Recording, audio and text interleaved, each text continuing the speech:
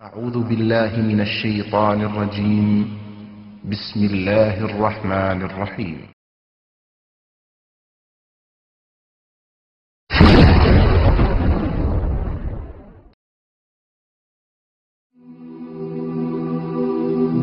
মৃত্যু এমন এক বাস্তবতা যার থেকে কেউ পলায়ন করতে পারবে না। প্রত্যেকটি প্রাণীকেই মৃত্যুর স্বাদ আস্বাদন করতে হবে। আল্লাহ তাআলা পবিত্র কালামে মাজিদে ইরশাদ করেন, কুল্লু নাফসিন যায়িকাতুল মাউত, প্রতিটি প্রাণী ওই মৃত্যুর স্বাদ আস্বাদন করবে।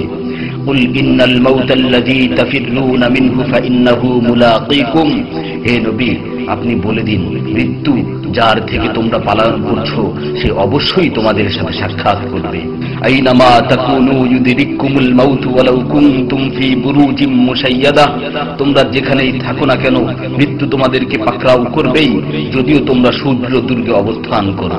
লিকুল্লি উম্মাতিন আজাল, ইযা জাআ আজালুহুম ফালা ইস্তাখিরুনা সাআতান ওয়ালা ইস্তাকদিমুন, প্রত্যেকটি জাতিরই মৃত্যুর জন্য একটি নির্ধারিত সময় রয়েছে। যখন সেই নির্ধারিত সময় চলে আসে তখন তার থেকে এক মুহূর্ত আগ পিছ করা হয় না। এই ক্ষণস্থায়ী পৃথিবী যাকে নিয়ে তোমরা স্বপ্ন দেখছো, এই স্বপ্নের পৃথিবীও একদিন ধ্বংস হয়ে যাবে। কিয়ামতের সময় যখন নিকটবর্তী হবে তখন আল্লাহ সুবহানাহু ওয়া তাআলা নিজের দায়িত্বপ্রাপ্ত ফেরেশতাকে সিংহায় ফুৎকার দেওয়ার আদেশ দিবেন।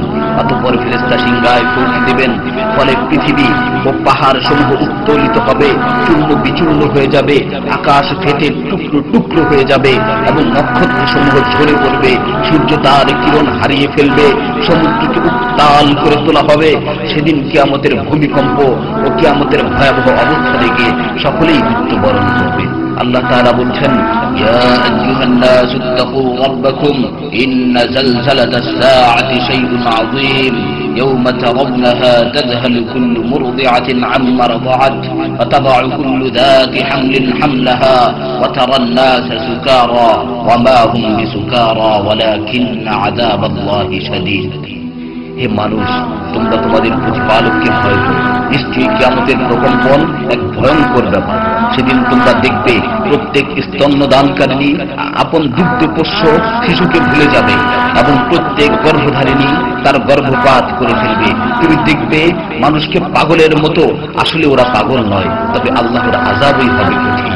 فإذا نفخ في الصور نفخة واحدة وحملت الأرض والجبال فدكتا دكة واحدة, অতঃপর যখন সিংহায় ফুঁক দেওয়া হবে একটি মাত্র ফুঁক, আর জমিন ও পর্বতমালাকে উত্তোলিত করা হবে এবং মাত্র একটি আঘাতে এগুলো চূর্ণ বিচূর্ণ হয়ে যাবে। ইযা সামাউ ফাতারাত ওয়া ইযাল কাওয়াকিবু ইনতাসারাত ওয়া ইযাল বিহারু ফুজ্জিরাত ওয়া ইযাল কুবুরু বু'সিরাত আলিমাত নাফসুম মা কদ্দামাত ওয়া আখখারাত, যখন আসমান বিদীর্ণ হবে, আসমান ফেটে টুকরো টুকরো হয়ে যাবে, আর যখন নক্ষত্রগুলো ঝরে পড়বে, আর যখন সমুদ্রগুলোকে উত্তাল করে তোলা হবে, আর যখন কবরগুলোকে উন্মোচিত করা হবে, তখন প্রত্যেকেই জানতে পারবে সে আগে কি পাঠিয়েছে এবং পরে কি পাঠিয়েছে। সেদিন কিয়ামতের ভয়াবহতায় আল্লাহ সুবহানাহু ওয়া তাআলা ব্যতীত প্রতিটি প্রাণী প্রাণ হারাবে। পবিত্র কালামে মাজিদে ইরশাদ হয়েছে, কুল্লু শাইইন হালিকুন ইল্লা ওয়াজহা, সেদিন আল্লাহর মহান সত্তা ব্যতীত প্রত্যেকটি জিনিসই ধ্বংস হয়ে যাবে। কুল্লু মান আলাইহা ফান ওয়া ইয়াবকা ওয়াজহু রাব্বিকা যুল জালালি ওয়াল ইকরাম, সেদিন জমিনের উপর যা কিছু রয়েছে সবই ধ্বংস হয়ে যাবে, আর শুধুমাত্র মহামহিম ও মহানুভব আল্লাহ সুবহানাহু ওয়া তাআলাই বাকি থাকবেন। তাফসীরে ইবনে কাসীরে বর্ণিত হয়েছে, যখন ইসরাফিল আলাইহিস সালাতু ওয়াস সালাম সিংহায় ফুৎকার দিবেন তখন সকলেই মরে যাবে। মালাকুল মাউত মৃত্যুর ফেরেশতা এসে আল্লাহ তাআলাকে বলবে, হে আল্লাহ, সকলেই মরে গেছে। তিনি জিজ্ঞেস করবেন, অবশিষ্ট কে আছে? উত্তর দিবে, হে আমার রব, আপনি, আর আপনি তো হলেন চিরঞ্জীব। এছাড়াও বাকি রয়েছে জিবরাইল, মিকাইল ও আরশ বহনকারী ফেরেশতাগণ। আল্লাহ তাআলা বলবেন, জিবরাইল ও মিকাইলেরও মৃত্যু হওয়া উচিত। মৃত্যুর ফেরেশতা মালাকুল মাউত বলবে, হে প্রভু, জিবরাইল ও মিকাইলও মরে গেছে। আল্লাহ তাআলা জিজ্ঞাসা করবেন, এখন আর কে বাকি আছে? সে বলবে, এখন আমি বাকি আছি ও আরশ বহনকারী ফেরেশতাগণ বাকি আছে।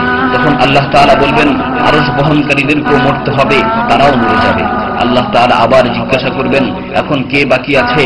মালাকুল মাউত আজরাইল আলাইহিস সালাতু ওয়াস সালাম বলবেন, হে আমার রব, এখন আপনি বাকি আছেন এবং আমি বাকি আছি। তখন আল্লাহ তাআলা আজরাইল আলাইহিস সালাতু ওয়াস সালামকে বলবেন, তুমি তো আমার মাখলুক, সুতরাং তুমিও মরে যাও। তিনি তৎক্ষণাৎ মরে যাবেন এবং শুধুমাত্র আল্লাহ তাআলাই বাকি থাকবেন। অতঃপর আল্লাহ সুবহানাহু ওয়া তাআলা জমিনকে ভাঁজ করে ফেলবেন এবং তিনি 3 বার বলবেন, আনাল জব্বার, আনাল জব্বার, আনাল জব্বার, আমি প্রতাপশালী, আমি প্রতাপশালী, আমি প্রতাপশালী। অতঃপর তিনি 3 বার জিজ্ঞাসা করবেন, লিমানিল মুলকুল ইয়াউম, লিমানিল মুলকুল ইয়াউম, লিমানিল মুলকুল ইয়াউম, আজকের রাজত্ব কার, আজকের সার্বভৌমত্ব কার, আজকের আধিপত্য কার? জবাব দেওয়ার মতো কেউই থাকবে না। তিনি আবার উত্তর দিবেন, লিল্লাহিল ওয়াহিদিল কাহ্হার, আজকের রাজত্ব, আজকের সার্বভৌমত্ব, আজকের আধিপত্য পরাক্রমশালী একমাত্র আল্লাহ। ইবনে ওমর রাদিয়াল্লাহু তাআলা আনহু হতে বর্ণিত অপর এক হাদিসে ইরশাদ হয়েছে, কিয়ামতের দিন আল্লাহ সুবহানাহু ওয়া তাআলা আসমান জমিনকে ভাঁজ করে নিজ হাতে গুটিয়ে নেবেন।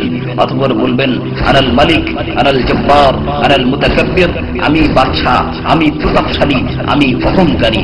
আইনা মুলুকুল আরদ, আইনাল জব্বারুন, আইনাল মুতাকাব্বিরুন, দুনিয়ার রাজা বাদশা কোথায়, দুনিয়ার প্রতাপশালীরা কোথায়, দুনিয়ার অহংকারকারীরা কোথায়? তখন আল্লাহ তাআলা সুউচ্চ কণ্ঠে 3 বার জিজ্ঞাসা করবেন, লিমানিল মুলকুল ইয়াউম, লিমানিল মুলকুল ইয়াউম, লিমানিল মুলকুল ইয়াউম, আজকের রাজত্ব কার, আজকের সার্বভৌমত্ব কার, আজকের আধিপত্য কার?